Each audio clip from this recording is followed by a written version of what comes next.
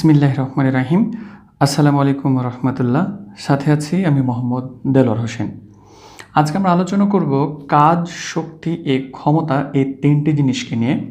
তবে আমরা এ সম্পর্কে একদম বিস্তারিত আলোচনা করার চেষ্টা করব ইনশাল্লাহ। আপনাদেরকে ধৈর্য নিয়ে ভিডিওটি দেখতে হবে, কেননা আমার মাথায় ছোটোকালে যতগুলো প্রশ্ন এসেছিল, অর্থাৎ ক্লাস 9-10 জীবনে এই সম্পর্কে যত দ্বিধাবোধ এসেছিল, আমি সেগুলো নিয়েই আজকে আলোচনা করার চেষ্টা করব। তো আমরা কিভাবে কাজগুলো, শক্তিগুলো এবং ক্ষমতাগুলোকে সাজানোর চেষ্টা করেছি একটু আপনাদের সামনে উপস্থাপন করি। কাজ আলোচনা করব, ধনাত্মক কাজ, ঋণাত্মক কাজ। আমরা কিন্তু অনেক সময় বলে থাকি সমাজের ক্ষেত্রে অকাজ কুকাজ। পদার্থবিজ্ঞানের ভাষায় কিন্তু আমরা এটিও আজকে আলোচনা করব। তারপর হচ্ছে যে কাজের সাথে কস থিটার যে একটা বিশাল খুব সম্পর্ক রয়েছে, অ্যান্ড আমাদের এসএসসি লেভেলে যেটা হাইড করে দিয়েছে। সো আমরা এটি নিয়েও আজকে আপনাদেরকে বিস্তারিত জানানোর চেষ্টা করব। দেন আমরা আলোচনা করব শক্তি এবং ক্ষমতা নিয়ে। তো আমরা তাহলে আমাদের ক্লাস শুরু করি। প্রথমত অ্যাট ফার্স্ট আগে আমরা জেনে ফেলি কাজ কাকে বলা হয়। বস্তুর উপর বল প্রয়োগের ফলে যদি বস্তুটির স্মরণ ঘটে তাহলে তাকে কাজ বলে। ওকে, আমি আমরা BMW নিয়ে আসলাম। এখন এই বস্তু এখানে আছে একটা, বাট এই বস্তুটার উপরে আমি এখন মনে করেন বল প্রয়োগ করলাম, তাহলে বস্তুটা কিন্তু এখান থেকে এই পর্যন্ত একটা স্মরণ ঘটেছে না? দ্যাট মিনস আমি এখানে কিছু একটা কাজ করেছি। বাট আমি কাজ সম্পর্কে বিস্তারিত ধারণা দেওয়ার আগে আমি আপনাদেরকে অ্যাট ফার্স্ট কাজ নয় কোনগুলো সেটি আপনাদেরকে জানাবো আগে। তো প্রথমত তাহলে আমাদেরকে এটাই জানতে হচ্ছে যে কাজ জানার আগে আসলে কাজ নয় কী বা কাজ কোনগুলো নয়।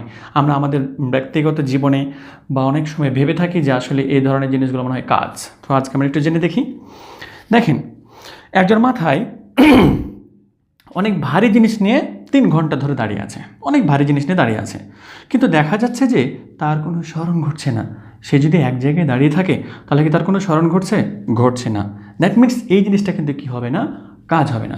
এবার মনে করেন কোনো একজন ব্যক্তি হাতে ফুটবল ঘোরাচ্ছে, হাতে অনেক সময় ফুটবল ঘোরায়, তো হাতে ফুটবল ঘোরানোর সময় ওই ফুটবলের কি কোনো স্মরণ ঘটে না। যদি মানুষের কথা বাদ দিলাম, ফুটবলের কি কিন্তু এখানে স্মরণ ঘটে? তাহলে ফুটবল দ্বারা কিন্তু এখানে কোনো কাজ সম্পন্ন করা হয় না। আমরা আরও কয়েকটা জানি, তাহলে আরও ভালো করে বুঝতে পারবো এই বিষয়গুলো। যেমন একজন কৃষক মনে করেন এবার তার জমির খেতে গিয়েছে, জমির খেতে যাওয়ার পরে তার কোদাল টোদাল যা আছে সবগুলো সে একদম মাথায় করে নিয়ে আছে যে আমি আর আজকে কোনো কিছু করব না।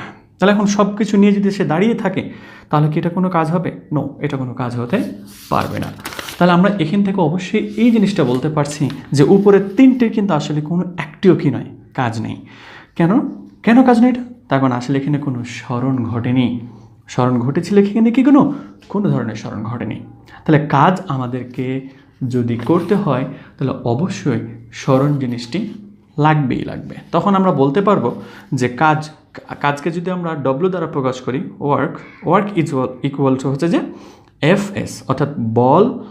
আমি যখন একটা বস্তুর উপরে বল প্রয়োগ করব তখন এখান থেকে এই যে বস্তুটা স্মরণ অতিক্রান্ত, মানে স্মরণ হয়েছে তার, তাহলে অবশ্যই কাজ সমান হচ্ছে বল গুণিত স্মরণ। এটা আমাদেরকে অবশ্যই মনে রাখতে হবে। তো এবার কাজের একক এবং কাজের মাত্রা নিয়ে আপনাদের মাথায় প্রশ্ন আসবে। তো আমি আপনাদেরকে অবশ্যই রিকোয়েস্ট করব, এইগুলো একদম খুবই সহজ জিনিস। আমি কিন্তু প্রথম অধ্যায়ে যে কোনো রাশির মাত্রা, যে কোনো রাশির একক কীভাবে খুব সহজে নির্ধারণ করতে হয় এগুলো নিয়ে আলোচনা করে দিয়েছি। তারপর আমি জাস্ট নির্ধারণ করে দিচ্ছি না, এখানে জাস্ট বলে দিচ্ছি যে আমরা কাজের একক হচ্ছে যে জুল, আর মাত্রা যেটা আসবে সেটা আমরা অবশ্যই ওখান থেকে জেনে নেব। অর্থাৎ এইগুলো যেহেতু নিয়ে আমরা এখন মাথা ঘামাচ্ছি না, আমরা জানি জাস্ট আমরা কাজ, শক্তি এবং ক্ষমতা এই বিষয়কে নিয়ে আলোচনা করছি। সো একক এবং মাত্রাটা ওই প্রথম অধ্যায়ের ভিডিওটির উপর আপনাদেরকে ছেড়ে দিলাম। এবার আসি আমরা ধনাত্মক কাজ কাকে বলা হয়ে থাকে। আকাজ, কুকাজ ওগুলো নিয়ে আমরা তো আলোচনাতে আসছি। এবার হচ্ছে যে কি ধনাত্মক কাজ কাকে বলা হয়। বল প্রয়োগে যদি বস্তুটির স্মরণ বলের দিকেই হয় তাহলে তাকে ধনাত্মক কাজ বলা হয়। আচ্ছা, আমার BMW ভাইকে একটু নিয়ে আসলাম এখানে। আমি BMWকে আমার এখান থেকে কোন দিকে বল প্রয়োগ করছি? আমার আঙ্গুল দ্বারা। আমি কিন্তু আমার আঙ্গুল দ্বারা আমি একে বল প্রয়োগ করছি এই দিকে, তাই তো? এদিকে বল প্রয়োগ করলাম, বস্তুটাও কিন্তু অর্থাৎ আমার BMW কিন্তু এখান থেকে এই দিকেই গিয়েছে। আমি যদি বলটা প্রয়োগ করতাম এই দিকে, যদি স্মরণ হতো তার একটু বিপরীত দিকে, তাহলে কিন্তু সেটা ধনাত্মক কাজ হতো না। আমি যেদিকে বল প্রয়োগ করব সেদিকেই যদি বস্তুটির সরণ ঘটে, এদিকে বল প্রয়োগ করেছি, বস্তুটির সরণও কিন্তু এদিকেই ঘটেছে। দ্যাট মিনস আমরা এখান থেকে একটা সরণ পেয়েছি অ্যান্ড এখানে আমরা একটা বল প্রয়োগ করেছিলাম এই আঙ্গুল দিয়ে। দ্যাট মিনস বলও আছে, সরণ আছে, অ্যান্ড এই সরণটা ঘটেছে যেদিকে বল প্রয়োগ করেছি সেই দিকেই। দ্যাট মিনস এটা আমাদের হবে ধনাত্মক কাজ। ওকে, এবার তাহলে আমরা বলবো ঋণাত্মক কাজ। তাহলে ঋণাত্মক কাজকে আপনাদেরকে আর বলে দিতে হবে যদি এর সরণ কী হয়, বিপরীত দিকে হয়। কি কখন বিপরীত দিকে হবে, এটাতে আমাদের মাথায় প্রশ্ন অবশ্যই আসতে পারে যে আবার এখানে বিপরীত দিকে কেমন, কিভাবে সম্ভব এটা। ওকে, আমরা তাহলে ধরে নিচ্ছি, যেমন দেখেন আমি এখানে দুইটা বস্তু নিলাম। এবার হচ্ছে এটা হচ্ছে আমার একটা BMW, আর এটা মনে করেন এটা তো অনেক একদম ভারী বস্তু, তাই না? তো এটা একটা ছোট্ট একটা জিনিস মনে করেন এদিকে আসলো, আসার পরে আমি জাস্ট এক কাজ করছি। এখন আমি যদি এই বস্তুটাকে এভাবে নিয়ে যাই, তাহলে কি BMW-কে সে সরাতে পারবে? নো, BMW তাকে কী করবে, তাকে এ পাশে এদিকে সরিয়ে নিয়ে চলে আসবে। কিন্তু এই জিনিসটা দ্বারা কিন্তু আমি বল প্রয়োগ করছিলাম। অর্থাৎ আপনি যদি এই জিনিসটাকে এইভাবে চিন্তা করেন যে আমি এই বস্তুটার উপর বল প্রয়োগ করছি, মানে BMW-র উপর, কিন্তু এটাকে ও এদিকেই নিয়ে চলে যাচ্ছে, আমি কিন্তু এটা দ্বারা বল প্রয়োগ করছি। আমি জাস্ট এই বস্তুটার কাজের কথা চিন্তা করছি, এটার নয়। তাহলে এই বস্তুটা বল ঠিকই প্রয়োগ করছে ওইদিকে, কিন্তু তাকে তার বিপরীত দিকে নিয়ে চলে যাচ্ছে, তাই না? তো এইভাবে যদি বিপরীত দিকে তাকে নিয়ে চলে যায়, মানে এই বস্তুটা বল প্রয়োগ করছিল এই দিকে, কিন্তু তাকে ওদিকে নিয়ে চলে যাচ্ছে। বুঝতে পেরেছি আমরা কি? তাহলে এই ধরনের কাজগুলোকে বলা হবে ঋণাত্মক কাজ। তবে হ্যাঁ, BMW দ্বারা কিন্তু ধনাত্মক কাজ এখানে সম্পন্ন হয়েছে। তখন BMW কিন্তু সামনের দিকে বল প্রয়োগ করছে, তাহলে তার এখান থেকে ওই বস্তুটাকে সরানো ওই দিকেই নিয়ে যাচ্ছে, মানে এটা যেদিকেই যাচ্ছে ওই জিনিসটাকেও ওইদিকেই নিয়ে যাচ্ছে। তাহলে আমরা কিন্তু বলতে পারবো BMW দ্বারা যে কাজটা সম্পন্ন হচ্ছে সেটা হচ্ছে ধনাত্মক, আর আমার এই যে এটা দ্বারা যে কাজটা সম্পন্ন হলো সেটা হচ্ছে ঋণাত্মক কাজ। আশা করি বুঝতে পেরেছেন ধনাত্মক কাজ এবং ঋণাত্মক কাজ। তবে আমাদের বই একটা কথা লেখা আছে যে ধনাত্মক কাজ মানে হচ্ছে বস্তুকে আসলে শক্তি দেওয়া, আর ঋণাত্মক কাজ মানে হচ্ছে বস্তু থেকে শক্তি সরিয়ে নেওয়া। খুবই একদম সহজ কথা, বাট আমাদের হয়তো মাথায় ঢুকতে না পারে। যেমন দেখেন, ধনাত্মক কাজ মানে হচ্ছে বস্তুকে শক্তি দেওয়া। আমি এই বস্তুটাকে বল প্রয়োগ করলাম, তাহলে এই বস্তুটার এখানে সরণ ঘটেছে। তাহলে এখন এই বস্তুটা কি এমনি এমনি চলে এসেছে এখান থেকে এ পর্যন্ত? নো, আমি এর মধ্যে থেকে একটা শক্তি দিয়েছি তাকে। আমি এর মধ্যে একটা তাকে বল প্রয়োগ করা মানে তো তাকে একটা শক্তি দেওয়া, তাই তো? তাহলে বলছে যে ধনাত্মক যখন কাজ হবে তখন কিন্তু বস্তুটাকে শক্তি দেওয়া হয়, কিন্তু ঋণাত্মক কাজ যখন হয় বস্তু থেকে শক্তি সরিয়ে নেওয়া হয়। কেমন কথা? আচ্ছা, এখান থেকে এই বলটা একটু যাচ্ছিল, অ্যান্ড এখান থেকে এই বলটা এটা এখানে তারা আঘাত করলো। তাহলে এখন দেখেন তো এ বস্তুটা শক্তি দিচ্ছে ঠিকই, কিন্তু এ বস্তুটার কাছে কি শক্তি থাকলো, নাকি শক্তিটা এই BMW তার কাছ থেকে শক্তি কেড়ে নিল এরকম মনে হলো? অবশ্যই তাহলে এই বস্তুটার কাছ থেকে কিছু শক্তি কী করে ফেলেছে, সরিয়ে নিয়েছে। না হলে তো এটাই ওকে নিয়ে চলে যেতে এভাবে, তাই না? তাই ও যে এ দ্বারা তাহলে ঋণাত্মক কাজ সম্পন্ন হচ্ছে, আর ঋণাত্মক কাজ মানে তাহলে শক্তি অবশ্যই এখান থেকে কী করে নিচ্ছে, সরিয়ে নিচ্ছে। মানে এখান থেকে যতটুকু এখানে শক্তি দেওয়া হচ্ছে কিন্তু শক্তিটা কাজ হচ্ছে না, মানে তাকে তো থামাতে পারছে না। দ্যাট মিনস ওটা আর ওই দিকেই চলে যাচ্ছে। তাহলে এটা হচ্ছে যে ঋণাত্মক কাজ, আর ঋণাত্মক কাজের কারণে আমাদের শক্তি কী করে নেয়, সরিয়ে নেয়, মানে শক্তি খেয়ে নেয় ওখান থেকে। জাস্ট বোঝানোর জন্য কথাটি বললাম। তো এখন একটা আপনাদের মাথা ধুলাই করার প্রশ্ন করতে চাই আমি আপনাদেরকে। এখন দেখেন, বস্তুর উপর বল প্রয়োগ করবো আমরা, বস্তুর উপর বল প্রয়োগ করার পরে তো সরণ ঘটবে আমরা জানি। এই যে আমরা এখানে একটা নিলাম বস্তুর উপরে এখন বল প্রয়োগ করলাম। বল প্রয়োগ করার পরে আমি যদি এটা না নিয়ে আমি যদি ছোট্ট জিনিসটা নিই তাহলে আর একটু বুঝতে সুবিধা হবে। যেমন দেখেন, আমি এটার উপরে বল প্রয়োগ করছি, বল প্রয়োগ করে আছি, বল প্রয়োগ করতে এখানে ছেড়ে দিলাম। ছেড়ে দেওয়ার পরেও কিন্তু অনেক সময় কি হয়, এই বস্তুটা আরও সামনের দিকে কিছু অঞ্চল চলে যেতে পারে। আমি কিন্তু এখান থেকে এই কালো অংশটুকু যেটা আপনারা দেখতে পাচ্ছেন, আমি মনে মনে নিচ্ছি এটা যে আমি এই বস্তুটাকে বল প্রয়োগ করতে নিয়ে আসলাম, তারপরে ছেড়ে দিলাম এটাকে। তো ছেড়ে দেওয়ার পরে এই বস্তুটা অনেক সময় আরও কিন্তু দূরত্ব অতিক্রম করতে পারে। অনেক বস্তু আছে এই ধরনের জিনিস, অনেক বস্তু আছে। তাহলে এখন কথা হচ্ছে যে কাজ কোন অংশটুকু। তাহলে এখন আমি কাজের জন্য অ্যাট ফার্স্ট আমাকে কী করতে হচ্ছে, সরণ নিতে হচ্ছে। তাহলে সরণের ক্ষেত্রে আমি কি করব, সরণের ক্ষেত্রে কি আমি এখন এই সম্পূর্ণ মানটি নিব? এখানের ক্ষেত্রে আমার যতগুলো মান আমি পেয়েছি, যেমন দেখেন এখান থেকে এই অংশটুকু আমি আরেকটু নাম দিয়ে দিই, তাহলে আরেকটু ভালো হবে। A, B and C। আবারও বলছি আমি কিন্তু, তার কারণ এগুলো খুবই গুরুত্বপূর্ণ জিনিস। আমি এখান থেকে বস্তুটাকে বল প্রয়োগ করতে করতে করতে নিয়ে আসলাম, তারপর এখান থেকে ছেড়ে দিলাম। তো ছেড়ে দেওয়ার পরে কিন্তু দেখেন বস্তুটা কিছু দূরত্ব অতিক্রম করলো, কিন্তু কথা হচ্ছে আমি বল কতটুকু পর্যন্ত প্রয়োগ করেছি, বি পর্যন্ত প্রয়োগ করেছি। ওকে ডান। তাহলে এখন কথা হচ্ছে আমার কাজ কতটুকু হয়েছে এখানে। আমার কাজ এখন জানার জন্য তাহলে আমার কাজ সমান হচ্ছে ডব্লিউ ইকুয়াল হচ্ছে যে এফএস।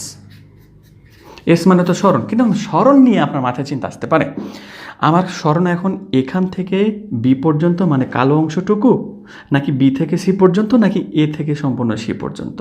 যদি আমরা ভেবে থাকি যে এ থেকে সি পর্যন্ত, ইটস রং।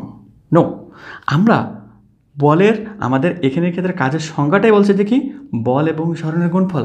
আমি কিন্তু বল প্রয়োগ করেছিলাম কতটুকু পর্যন্ত, এ পর্যন্ত বল প্রয়োগ করেছিলাম। আমি কি এখানে এসে বল প্রয়োগ করেছিলাম? আর তাহলে এখান থেকে এমনিতে সে নিজে থেকে স্মরণ করেছে, সে অন্য কোনো শক্তি নিতে পারে, সেটা আমার দেখার বিষয় না। আমার কথা হচ্ছে যে আমি যতটুকু পর্যন্ত বল প্রয়োগ করেছি তাকে, ততটুকু পর্যন্ত আমার স্মরণ নিতে হবে। আমি যদি এখান থেকে ধরি 10 আর এখান থেকে যদি আমি ধরি 5, তাহলে আমার কাজের পরিমাণ যেটা হবে, আমি ধরে নিচ্ছি আমি এটাকে 5 নিউটন বলে এভাবে নিয়ে আসছিলাম, তাহলে এখন আমার যে এফের মান কত হবে, 5 নিউটন হবে। আর স্মরণ যেটা সেটা আমরা অবশ্যই ধরবো 10। ওকে, কিন্তু আমরা কখনো ধরবো না 10 + 5। তখন এই যে এখান থেকে এটুকু হচ্ছে যে সে দূরত্ব অতিক্রম করেছে, বাট সেটা কিন্তু আমি তার উপর বল কোনো প্রয়োগ করিনি। আমি যতটুকু পর্যন্ত বল প্রয়োগ করেছি ততটুকু পর্যন্তই আমাকে মান নিতে হবে। আমার যদি এক্সট্রাভাবে সে দূরত্ব অতিক্রম করে, সেটা আমি কখনো ধরতে পারবো না। আশা করি এই জিনিসটা আপনাদের ক্লিয়ার হয়েছে। এই জিনিসগুলো আমাদেরকে অবশ্যই খুব নিখুঁতভাবে জানা দরকার। যদি এখনও না বুঝে থাকেন, আপনারা প্লিজ আমাকে কমেন্ট করে জানাবেন, আমি ইনশাল্লাহ আপনাদেরকে এ সম্পর্কে জানিয়ে দেব। এখন আসি আমরা আপনাদেরকে একটু খবর দিয়ে দিতে চাই যে আমাদের ইউনিট টিচিং মেথডের বেশ কয়েকটি আমরা শাখা খুলেছি। তো ইউনিট টিচিং মেথড একটা ম্যাথ, এটা আমরা চ্যানেল খুলেছি, যেখানে ষষ্ঠ থেকে একদম দ্বাদশ শ্রেণী পর্যন্ত আমরা গণিত নিয়ে আলোচনা করব। তবে ইউনিট টিচিং মেথডে এসএসসি জেনারেল ম্যাথ কিন্তু থাকবে, কিন্তু হায়ার ম্যাথ আমি ট্রান্সফার করে দিয়েছি আমার ইউনিট টিচিং মেথড ম্যাথে। আপনারা যদি হায়ার ম্যাথ সম্পর্কে বিস্তারিত ভিডিও নিতে চান, তাহলে অবশ্যই ইউনিট টিচিং মেথড ম্যাথ এই চ্যানেলটিতে গিয়ে আপনারা ভিডিওগুলো দেখবেন। আর একটা হচ্ছে ইউনিট টিচিং মেথড কমার্স। এখানে কমার্সের একদম নবম থেকে এমবিএ পর্যন্ত যতগুলো বিষয় রয়েছে, সমস্ত বিষয়গুলোর প্রতি আমরা কাজ করা শুরু করেছি। এখনও একদম সবগুলো ভিডিও হচ্ছে না।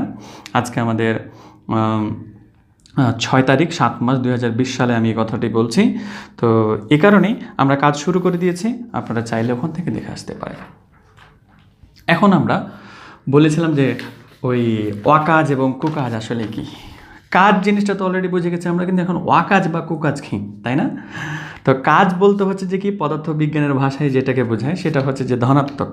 এই যে এটা হচ্ছে যে ধনাত্মক, মানে আমি বল প্রয়োগ করলাম, বস্তুটার স্মরণ একদম বল প্রয়োগের দিকে হয়েছে, তাহলে সেটাকে আমরা বলবো কাজ। আর যদি স্মরণটা তার বিপরীত দিকে ঘটে, তাহলে সেটাকে বলা হয় অকাজ বা কুকাজ বা ঋণাত্মক কাজ। মানে আমরা অকাজ বা কুকাজ বলে আমরা পরিচিত আমাদের সমাজের সাথে, বা আমাদের সমাজে এই ধরনের অনেকগুলো কথা আমরা বলে থাকি।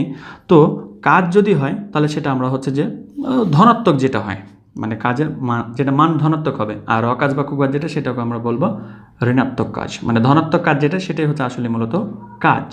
আশা করি ক্লিয়ার হয়েছে। তো অকাজ বা কুকাজ এইটাও জিনিসটা আশা করি আপনাদের ক্লিয়ার হয়েছে। এবার এখন আমরা আমাদের বইয়ে কিন্তু আসলে এটা উল্লেখ করা নেই, বাট আমার মনে হলো যে আপনাদেরকে একটু জানিয়ে দিই, তার কারণ জানাটা আমাদের জন্য খুবই দরকার। এবার আমরা কস থিটা ভাইকে নিয়ে আমরা আলোচনা করব। এবার আমি এখন আপনাদেরকে বলি যদি যে ডব্লিউ ইকুয়াল হচ্ছে এফএস কস থিটা, তাহলে হয়তো বা আপনারা রাগ করে বসে থাকলেন যে কি স্যার, এতটুকু পর্যন্ত আপনি আমাদেরকে বলে আসলেন যে আমরা কাজ সমান ডব্লিউ ইকুয়াল হচ্ছে এফএস, কিন্তু আপনারা মনে হয় রেগেই গেছেন যে আসলে কেন আমি W equal FS cos theta লিখলাম। আসলে এটি কিন্তু একদম সঠিক। বইয়ে কি সঠিক লেখা নেই? অবশ্যই সঠিক লেখা আছে। তখন আমাদের এসএসসি লেভেলে আমাদের এতটুকু নিয়ে যেতে চাইনি, সো আমি আপনাদেরকে এটুকু এক্সট্রাভাবে আপনাদেরকে একটু জানিয়ে দিচ্ছি, তখন এটা আমাদের জন্য খুবই প্রয়োজন। কস থিটা কেন লেখা হয়েছে, এখন আমরা এই কাজগুলো সম্পর্কে আরও বিস্তারিত ধারণা নিতে পারবো। যেমন দেখেন, এখন আমি এই যে এখানে একটা জিনিস নিয়েছি, এই বস্তু নিলাম আমি এখন দেখেন আমরা কিন্তু অনেক সময় বস্তুকে যেদিকে বল প্রয়োগ করি, বস্তু কিন্তু সেদিকে যায় না। আমরা যদি মনে করেন এভাবে বল প্রয়োগ করলাম, বস্তুটা সামনের দিকে অগ্রসর হলো, কিন্তু এখন দেখা যাচ্ছে আমি বস্তুটাকে বল যদি একটু এইরকম করে করি, যেমন দেখেন বস্তুটা কিন্তু হালকা এই দিক দিয়ে চলে গেছিলো, তাই না? আমি যেদিকে বল প্রয়োগ করলাম সেদিকে কি গেল, হালকা একটু এদিকে সরে গেছে, তাই না? তো হালকা একটু এরকম সরে যেতে পারে, হালকা এরকম সরে যেতে পারে, হালকা এরকম হয়ে যেতে পারে, হালকা এরকম হয়ে যেতে পারে, হালকা এরকম হয়ে যেতে পারে। তার কারণ আসলে এটা কোন দিকে তার লাগছে সেটার উপর ডিপেন্ড করে। তো এই কারণে কিন্তু তখন থিটার একটা ব্যাপার চলে আসে। তো আমি এখন ধরে নিচ্ছি তাহলে এই বস্তুটা এখানে রয়েছে অ্যান্ড আমি একে বল প্রয়োগ করলাম এই রকম বরাবর অ্যান্ড বস্তুটার সরণও ঘটলো ঠিক একদম সোজা বরাবর। ওকে, বস্তুর সরণ ঘটলো একদম আমাদের সোজা বরাবর। তাহলে এখন এখানের ক্ষেত্রে থিটা যেটা হলো, থিটা কিন্তু 0 হয়েছে। তখন থিটা তখনই আপনি পাবেন যখন একটু, এটা তো একদম যেদিকে বল প্রয়োগ করেছি সেদিকে সরণ ঘটেছে, তো আমি যদি একটু উঁচুভাবে নিয়ে যেতাম তখন কিন্তু এখানে একটা থিটা কোণ উৎপন্ন হতো, তাই না? তো আমি যেহেতু একদম যেদিকে বল প্রয়োগ করেছি বস্তুটার সরণ সেদিকেই ঘটেছে, দ্যাট মিনস এখানে থিটার মান হচ্ছে কি 0, তাই না? আচ্ছা, ধরে নিলাম আমি এখানে আমি এই বস্তুটাকে 5 নিউটন বল প্রয়োগ করলাম, 5 নিউটন বল প্রয়োগ করার পরে বস্তুটা এখানে আসলো। ওকে, তাহলে এখন এখানে আমার কাজের পরিমাণটা কত? তাহলে এখন আমরা হিসাব করব যে এখানে কাজের পরিমাণটা কত হয়েছে। তো আমরা অবশ্যই সূত্র লিখব, আমরা জানি ডব্লিউ বল হচ্ছে এফ এস কস থিটা। তা এখন এফ মানে হচ্ছে বল, বল আমরা প্রয়োগ করেছিলাম কতটুকু, 5 নিউটন বল প্রয়োগ করেছিলাম, ওকে ডান দিয়ে দিলাম। তারপরে হচ্ছে এস মানে হচ্ছে সরণ, তাহলে যে এখান থেকে এটুকুর একটা সরণ আছে, ধরে নিলাম আমরা 10 মিটার ধরে নিচ্ছি আমরা। এবার কস থিটা, এবার কথা হচ্ছে যে থিটার মান এখানে কী হয়েছে, 0 হয়েছে, তাই না? তাহলে এখন আমরা কাজ করব, কস থিটার মানটা নিয়ে আসবো, যে কস 0 ডিগ্রির মান কত, ক্যালকুলেটর, তারপরে হচ্ছে যে কস 0 ডিগ্রি, কস 0 ডিগ্রির মান হচ্ছে 1। আমরা যখন এসএসসি লেভেলে পড়াশোনা করছি তখন সেক্ষেত্রে কিন্তু বল যেদিকেই প্রয়োগ করা হবে মানে বস্তুর সরণ কিন্তু সেদিকেই ঘটবে। এখানে থিটার কোনো আসলে ব্যাপার আছে না, মানে এখানে কস থিটার মান সবসময় কত হবে, 1 হবে। তাহলে আপনি 1 দিয়ে যদি এই দুটোকে গুণ করেন তাহলে কী পাবেন, সবসময় কী পেয়ে যাবেন, ওই মানটাই পাবেন, মানে 5 10 কত হবে, 50 হবে। তো আমি 1 দিয়ে যদি এটাকে গুণ করি তাহলে আমার 50ই থেকে যাচ্ছে না, অবশ্যই থেকে যাচ্ছে। কিন্তু কথা হচ্ছে যে আমি যদি এটাকে অ্যাঙ্গেল করে মারি, মানে অ্যাঙ্গেল দিয়ে যদি আমি এটাকে প্রয়োগ করি তাহলে ঘটনাটা কী ঘটবে। ওকে, এবার আমরা তাহলে ওই অ্যাঙ্গেলের ব্যাপারটাতে একটু আসবো। এবার আমি মনে করেন যে বস্তুটার উপর বল প্রয়োগ করলাম, বস্তুটার উপর এখানে আছে, বস্তুর উপর বল প্রয়োগ করার ফলে বস্তুটা আমার এই বরাবর চলে গেল। ওকে, এখন এই বরাবর যদি যাই তাহলে আমার এখানে অবশ্যই একটা বস্তুর উপর বল প্রয়োগ করেছিলাম আমি কোন দিকে, বস্তুর উপর বল প্রয়োগ করেছিলাম আমি এই দিকে, মানে করেছিলাম কিন্তু না, আমার বল প্রয়োগটা এমনভাবে হয়েছে যে বস্তুটার সরণ কিন্তু এই দিকে হয়ে গেছে, হওয়ার কথা ছিল এরকম করে, বাট সরণটা হয়েছে এদিকে। তাহলে অবশ্যই এখানে একটা কী হয়েছে, থিটা মানে একটা কোণ উৎপন্ন হচ্ছে। আচ্ছা, ধরে নিলাম আমরা এই থিটার মানটা হচ্ছে 45 ডিগ্রি। তাহলে সেক্ষেত্রে আমার এখন কি হবে, একটু আগে আমরা মান কতটুকু পেয়েছিলাম সেটা কিন্তু আমরা অবশ্যই মনে রাখবো, যে এখানে যখন থিটার মান 0 ছিল, 0 থাকার কারণে একই মান আমরা পেয়েছিলাম এখানে 50। আমরা বেশ কয়েকটা অঙ্ক করলে এই সম্পর্কে একদম আমাদের ধারণাটা একদম মজবুত হয়ে যাবে। তো এখন দেখেন, তাহলে এখন আমরা মান কী করতে পারি, এফ মানে হচ্ছে বল, তাহলে বলের মান আমরা 45 নিউটন, 5 নিউটন, তাহলে ইন্টু এস, এস আমরা কিন্তু ওখানে ধরেছিলাম কত মনে আছে, আশা করি 10 ধরেছিলাম। তাহলে এখন আমরা এসের মানে এখানে কী দিয়ে দেবো, 10 ইন্টু, এবার হবে তাহলে কি cos 45 ডিগ্রি। ওকে, তাহলে cos 45 ডিগ্রি যদি আমরা নিই তাহলে যে cos 45 এটার মান হচ্ছে যে আপনার 0.7071 এতটুকু। তাহলে এখন 5 10 কত 50, তাহলে এটার সাথে আমি 50 কী করে দেবো, গুণ করে দেবো, তাহলে ইন্টু হচ্ছে কত 50। তাহলে যেটা আমরা মান পেলাম সেটা হচ্ছে 35। আরে একটু আগে কিন্তু আমরা থিটার মান ছিল 0, তখন কিন্তু আমরা মান পেয়েছিলাম কত 50, কিন্তু থিটার মান যখনই বেড়ে গেল তখনই কিন্তু আমাদের মানগুলো আস্তে আস্তে কমতে আছে। পেলাম সেটা হচ্ছে যে 35.3355, আচ্ছা সামথিং। দেখেন আমরা কোন যতটুকু বেড়ে যাবে তত আসলে কাজ এখানে কী হয়ে যাবে, কমতে থাকবে। এখন কথা হচ্ছে তাহলে আমি এখন এরকম করে মনে করেন আছে বস্তুটা, এখন আমি এর উপর এমনভাবে বল প্রয়োগ করলাম বস্তুটা একদম উপরের দিকে উঠে গেল এরকম করে, তাহলে থিটার মান কত ডিগ্রি হয়ে যাবে, 90 ডিগ্রি। তখন কি কোনো কাজ থাকবে? আচ্ছা, তাহলে আমরা দেখে নিই যে তখন যদি আমাদের থিটার মানটা 90 ডিগ্রি হয় তাহলে আমাদের কাজ বের করার সিস্টেম হচ্ছে যে আমরা জানি ডব্লু, তাহলে ডব্লু ইকুয়াল হচ্ছে যে এফ এস কস থিটা, তাই তো? এখন দেখেন এফ মানে হচ্ছে বল, তাহলে বলের মানে আমি 5 নিউটন ঠিকই প্রয়োগ করেছি, তাই তো? এস মানে সরণ, আচ্ছা ধরে নিলাম আমরা ওখান থেকে ওটুকুর 10 মিটারের সরণ ঘটেছে ধরে নিলাম, কিন্তু cos 90 ডিগ্রি, তাহলে cos 90 ডিগ্রির মান কত আছে দেখেন, তাহলে যে cos 90 ডিগ্রি, তাহলে আমরা যেটা মান পাচ্ছি 0, তাহলে 0 দ্বারা এখন যদি সবগুলোকে আমি গুণ করি তাহলে এটার পরিমাণটা মানে মানটা কত আসবে 100% 0।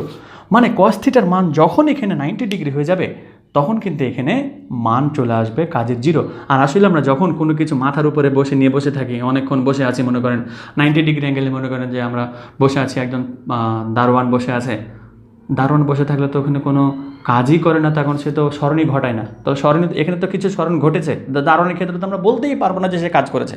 সারাক্ষণ বসে থাকলেও যদি একটু যদি নড়াচড়া না করে তাহলে সে কোনো কাজ করেনি।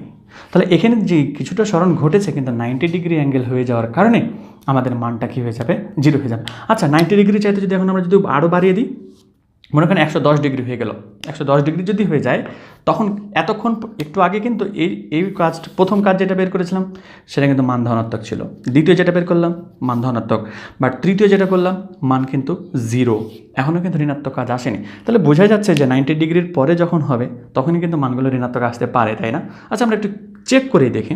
তাহলে এখন cos কত ডিগ্রি নেব আমরা, মনে করেন আমরা cos 100 ডিগ্রি নিয়ে নেব। তাহলে যখন নেব cos 100, তাহলে cos 100 যদি নিই তাহলে আমরা -0 পাচ্ছি। যেহেতু মাইনাস আছে তাহলে অবশ্যই 90 ডিগ্রি চাইতে যখনই আমাদের কাজের পরিমাণ মানে অ্যাঙ্গেলটা বাড়িয়ে দেবো তখন কাজের পরিমাণটা আস্তে আস্তে কী হয়ে যাবে, কমতে থাকবে।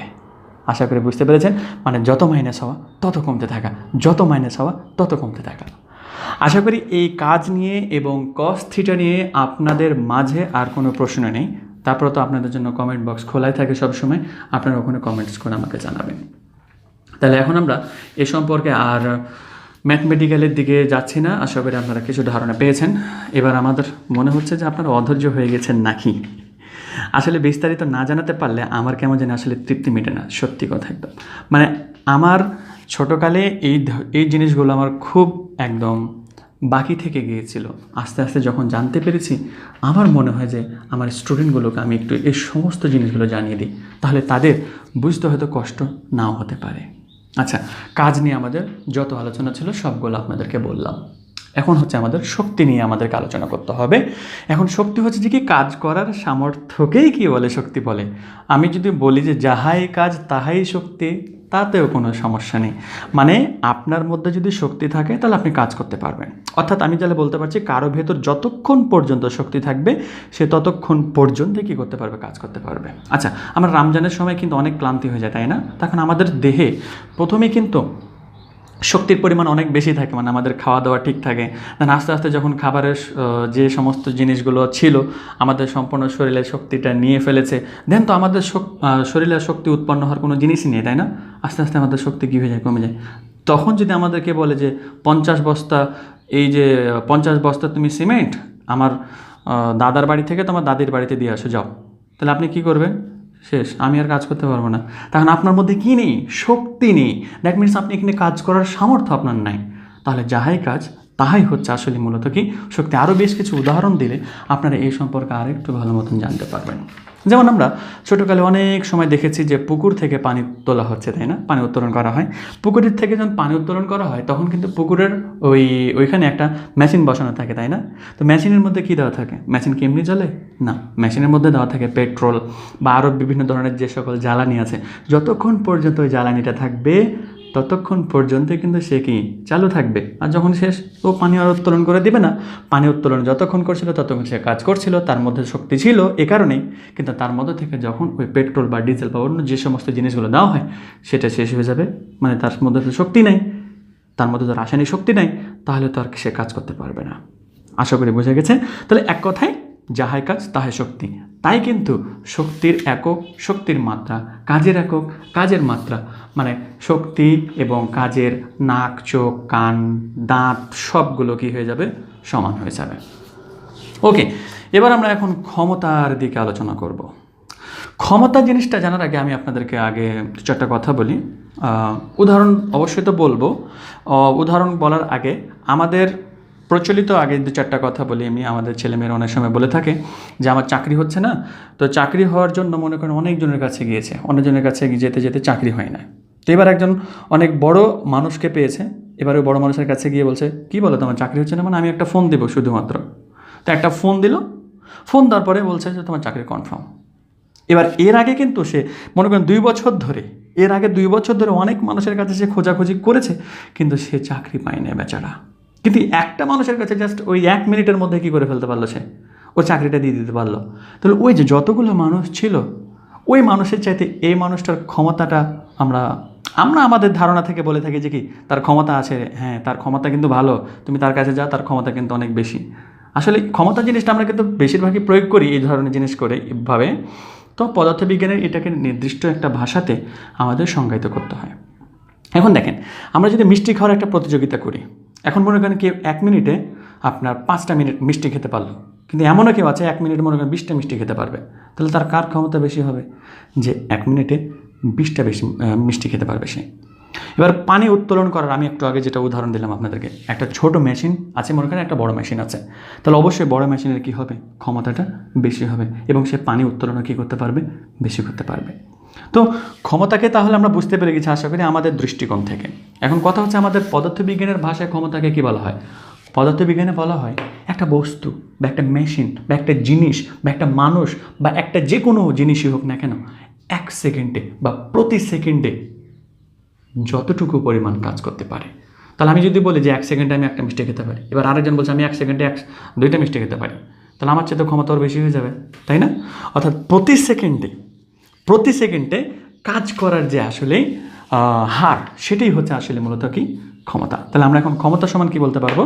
ক্ষমতাকে যদি আমরা পি দ্বারা প্রকাশ করি, ক্ষমতা পি সমান W/T হবে। কেন? এখান থেকে কীভাবে বুঝলাম আমি? যখন আমাদেরকে হার কথাটা বলা হবে, হার সবসময় অবশ্যই নিচে থাকবে। দেখেন, প্রতি সেকেন্ডে মানে এখানে টি এর মানটা 1 সেকেন্ডে, প্রতি সেকেন্ডে কাজ করার হারকে, হার মানে কিন্তু সময়, পদার্থবিজ্ঞানের ভাষায় হার মানে হচ্ছে যে সময়। প্রতি সেকেন্ডে কাজ করার হারকে কি বলা হবে? ক্ষমতা বলা হবে। তো ক্ষমতার একক হচ্ছে যে ওয়াট, অ্যান্ড ক্ষমতার মাত্রা নিয়ে আমি তো বললাম যে আপনাদেরকে প্রথম অধ্যায়ের ভিডিওটি দেখতে হচ্ছে। তো আশা করি আপনারা এই কাজ, শক্তি এবং ক্ষমতা জিনিসকে বুঝতে পেরেছেন। আর তারপর কোনো সমস্যা থাকলে আপনারা কমেন্ট করে জানাবেন।